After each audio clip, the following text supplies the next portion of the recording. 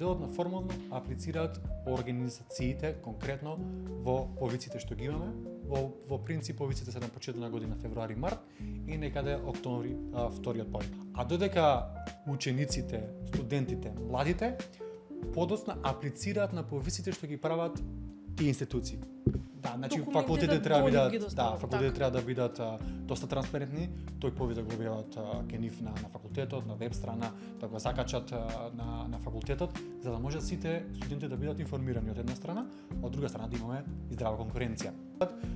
Праксите траат до месец дена, каде што заминуваат некаде во лето, каде што се аплицира исто така, бидејќи секој универзитет добива одреден износ или одредена бројка за мобилност и одредена бројка за летна пракса.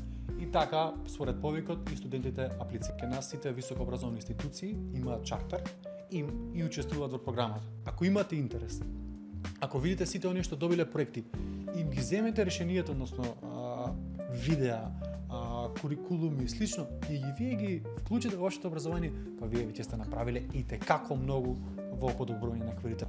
Мотивирани ли се наставниците да го прават ова, да се ангажираат дополнително? Се мотивирани, да. Јас мислам дека нема училиште каде што нема да се најдат мотивирани наставници. Ние имавме официјален податок дека во 2022 година преку 10.000 како бројка ученици, наставници, млади заминале некаде на мобилност според преку програмата Еразум.